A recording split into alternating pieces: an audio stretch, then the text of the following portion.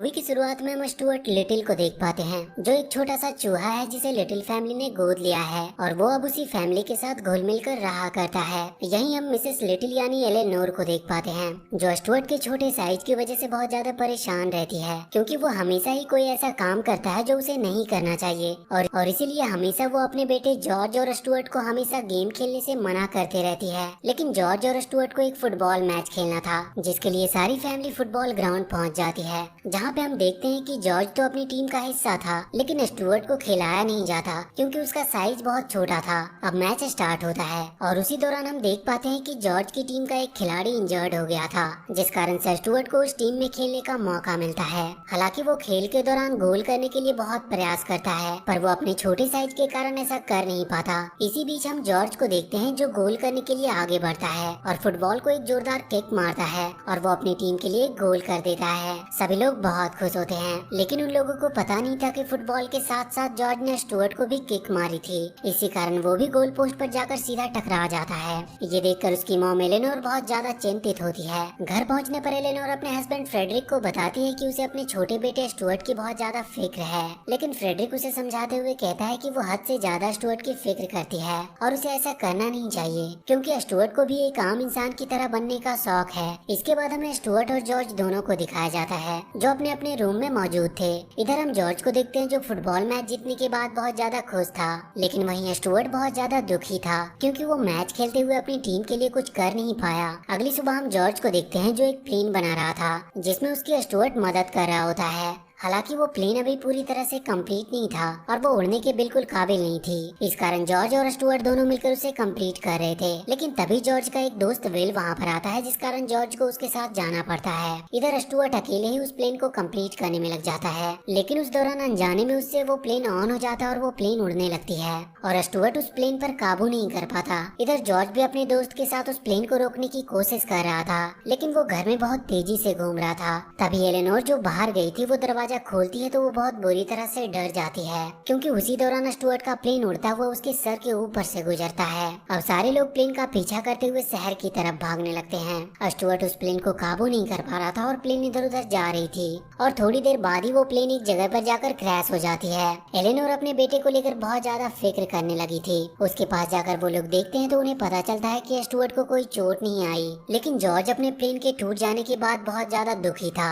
इसी कारण वो स्टुअर्ट पर बहुत ज्यादा गुस्सा करता है, लेकिन एलेनोर उसे प्लेन को वहीं पर छोड़कर अपने घर चलने को कहती है। इस बात से स्टुअर्ट बहुत ज्यादा दुखी होता है, क्योंकि उसने अपने ही भाई का वो प्लेन तोड़ दिया था, जो उसने बड़ी मेहनत से बनाया था। इस कारण वो अपनी फैमिली के साथ घर नहीं जाता। इधर हम फ्रेडरिक और स्टुअर्ट को देखते हैं, जहाँ पर फ्रेडरिक अपने बेटे स्टुअर्ट को समझाने की कोशिश कर रहा था। वो बताता है कि तुम्हें तुम्हारे जैसे दोस्त बनाने चाहिए, जो तुम्हें समझ सके। अगले दिन हम स्टुअर्ट को देखते हैं, जो स्कूल पहुँच चुका है, जहाँ पर वो अपने कुछ दोस्त बनाने की कोशिश करता है, लेकिन उस स्कूल में कोई उससे दोस्ती नहीं करता, क्योंकि वो एक चूहा था। इससे स्टुअर्ट बहुत ज्यादा नाराज होता है। तभी हम वहाँ पर जॉर्ज को देखते हैं, जो हर रोज स्टुअर्ट के साथ ही स्कूल खत्म होने पर घर जाया करता था, लेकिन आज वो अपने दोस्तों के साथ चला जाता है, क्योंकि वो अभी तक स्टुअर्ट से गुस्सा था। इस कारण स्टुअर्ट निराश होकर अकेले ही घर की तरफ जाने लगता है, पर उसी दौरान उसकी गाड़ी में एक छोटा सा बर्ड गिरता है, जो बहुत ही ज्यादा घायल था। स्टुअर्ट उसे अपने साथ वहाँ से ले जाने लगता है, क्योंकि उसका पीछा एक फैल्कन कर रहा था। किसी तरह से वो दोनों फैल्कन से बचते हुए अपने घर पहुँचते हैं, जहाँ पर बर्ड स्टुअर्ट को अपना नाम मार्गलो बताती है। स्टुअर्ट मार्गलो की मरहम पट्टी करता है, क्योंकि वो बहुत बुरी तरह से घायल थी। इस दौरान मार्गलो स्टुअर्ट को बताती है कि उस फैल्कन ने उसकी सारी फैमिली को खत्म कर दिया, और वो उसे एक टूटी रिंग दिखाती है, जो उसकी माँ की आखिरी निशानी थी।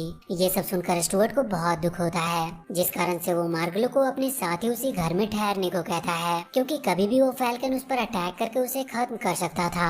मार्गलो स्टुअर्ट की इस बात को मान जाती है। इसके बाद स्टुअर्ट अपने एक दोस्त स्नोबेल से मिलाने के लिए मार्गलो को ले जाता है, जो कि एक बिल्ला था। स्नोबेल भी स्टुअर्ट के साथ ही वहाँ पर रहा करता था। वो मार्गलो को देखकर डर जाता है, क्योंकि वो एक अजीब तरह की पक्षी थी। इसके बाद जब स्टुअर्ट के पेरेंट्स वहाँ पर आ जाते हैं, तो स्टुअर्ट मार्गलो के बारे में उन्हें सारी बात बताता है। फ्रेडरिक इस बात से खुश होता है कि स्टुअर्ट को अपना एक नया दोस्त मिल चुका है, और स्टुअर्ट भी बहुत खुश है। इस कारण उसके पेरेंट्स मार्गलो को उस घर में रहने की इजाजत दे देते हैं। अगले दिन स्टुअर्ट स्कूल चला जाता है, और वहीं एलेनोर और उसकी बेटी मार्था दोनों घर पर थी, लेकिन थोड़ी देर बाद वो भी घर से चले जाते हैं, जिस कारण से अब मार्गलो घर के बाहर आती है। तभी हम उसी फैल्कन को देखते हैं जो उसी के पास आता है, और यहीं पर हमें पता चलता है कि फैल्कन ने तो मार्गलो को किसी मकसद से स्टुअर्ट के घर पे भेजा था। दरअसल फैल्कन आसपास के घरों से कीमती चीजें चुराया करता था, और इसके लिए वो मार्गलो का सहारा लेता था, क्योंकि वो देखने में एक प्यारा सा पक्षी था जिसे देखकर किसी को भी कोई शक नहीं होता।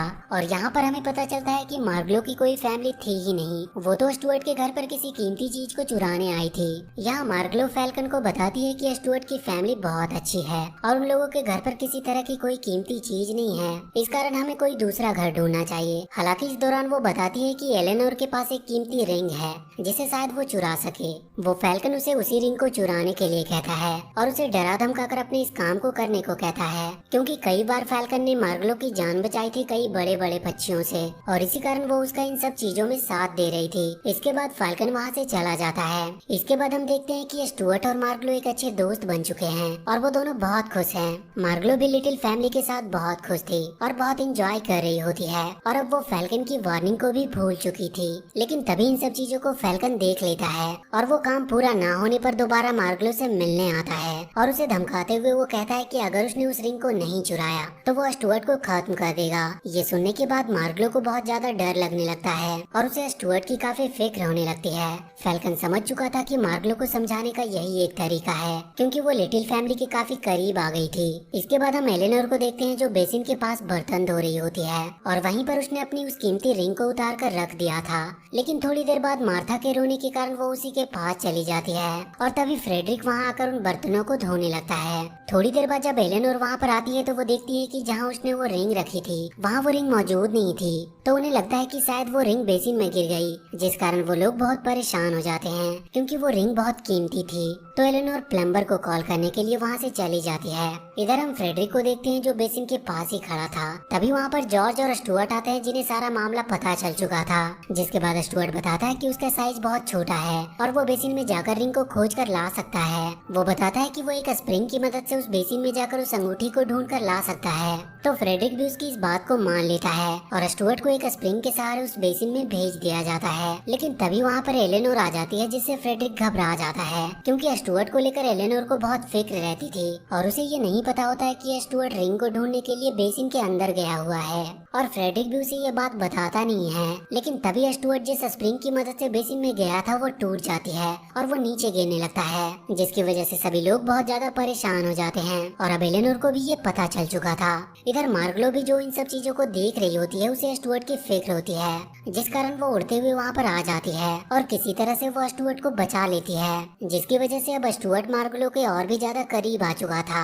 उसी रात जब सारे लोग सो जाते हैं तब मार्गलो नोटिस करती है कि स्टुअर्ट के पेरेंट्स उसे लेकर बहुत ज्यादा फिक्र करते हैं, लेकिन मार्गलो उस रिंग को फैल्कन को देना नहीं चाहती थी जो उसने चुराई थी, क्योंकि वो लिटिल फैमिली के साथ धोखा नहीं करना चाहती थी। लेकिन उसे स्टुअर्ट की फिक्र थी, इसीलिए वो स्टुअर्ट को बिना बताए ही वहाँ से जाने का डिसाइड करती है, और वो जाने से पहले अपनी उस टूटी हुई रिंग को स्टुअर्ट के पास छोड़कर जाती है। सुबह होने पर स्टुअर्ट को भी इस बात की जानकारी मिल जाती है और उसे लगता है कि शायद उसे फैल्कन पकड़कर ले गया, जिस कारण वो बहुत ज्यादा दुखी होता है और वो डिसाइड करता है कि वो किसी भी तरह से मार्गलो को फैल्कन से बचाकर लेकर आएगा। और उसी रात वो बिना किसी को बताए मार्गलो को बचाने के लिए और फैल्कन को ढूंढने के लिए जाने लगता है। लेकिन उस दौरान जॉर्ज उसे देख लेता है। हालांकि स्टुअर्ट उसे समझाता और उसे वो सारी बातें बताता है कि वो मार्गलो को ढूंढने जा रहा है जिसे फैल्कन ले गया। वो जॉर्ज को कहता है कि अगर घर वाले उसके बारे में पूछे तो कोई बहाना बनाकर वो उन्हें समझा दे। वहीं जॉर्ज स्टुअर्ट को बताता है कि वो अपने साथ किसी को मदद के लिए ले जाए, इसीलिए स्टुअर्ट स्नोबेल के पास पहुंचता है और उससे कहता है कि उन दोनों को मार्गलो को बचाने के लिए जाना होगा। इस पर स्नोबेल भी उसकी बात मान जाता है, क्योंकि वो भी उसका अच्छा दोस्त बन चुका था। अगले दिन होने पर एलेनोर जॉर्ज से स्टुअर्ट के बारे में पूछती है, जिस पर जॉर्ज बताता है कि स्टुअर्ट सुबह ही जल्दी स्कूल चला गया, लेकिन शाम होने पर जब वो घर वापस नहीं आता तो एलेनोर को स्टुअर्ट की फिक्र होने लगती है। जिस पर दोबारा एलेनोर जॉर्ज से स्टुअर्ट के बारे में पूछती है, तो वो बताता है कि स्टुअर्ट आज रात विल के साथ ही रहेगा, जो जॉर्ज का दोस्त था। इसके बाद एलेनोर विल के घर पर फोन लगाकर पूछती है कि क्या स्टुअर्ट उसके घर पर है, तो जॉर्ज विल से कह देता है कि वो एलेनोर से झूठ बोल दे कि स्टुअर्ट उसी के साथ है। लेकिन एलेनोर को अब सारी बातें पता चल चुकी थी कि स्टुअर्ट विल के साथ नहीं है और जॉर्ज भी उससे झूठ बोल रहा है। इसके बाद हम स्टुअर्ट और स्नोबेल को देखते हैं जो लगातार फैल्कन का पता ढूंढ रहे थे, लेकिन अभी तक ना तो उन्हें फैल्कन मिला था और ना ही मार्गलो। वहीं स्नोबेल स्टुअर्ट को लेकर अपने एक दोस्त मॉन्टी के पास जाता जाता है जिसे हर एक की जानकारी रहती थी। वहाँ पहुँचने पर मोंटी उन दोनों को बताता है कि फैल्कन एक बहुत बड़ी बिल्डिंग में रहता है और वो बहुत ज्यादा खतरनाक भी है, जिसने अब तक कई सारी पक्षियों को बेरहमी से खत्म कर दिया। और वो इतना ज्यादा खतरनाक है कि जो भी उस बिल्डिंग में जाता है वो वापस लौटकर दोबारा आता नहीं। ये सुनने के बाद स्नोबेल पूरी तरह से डर जाता है, लेकिन स्टुअर्ट मार्गलो को बचाने के लिए कुछ भी कर सकता था, जिस कारण वो स्नोबेल को लेकर उसी बिल्डिंग के पास पहुंच जाता है। हालांकि इस दौरान स्नोबेल स्टुअर्ट के साथ उस बिल्डिंग में जाती नहीं है, जिस पर स्टुअर्ट अकेला ही बलून की मदद से उस बिल्डिंग तक पहुंच जाता है, जहां उसे फैल्कन और मार्गलो दोनों मिल जाते हैं। वहां पहुंचने पर स्टुअर्ट को मार्गलो के बारे में सारी बातें पता चलती है,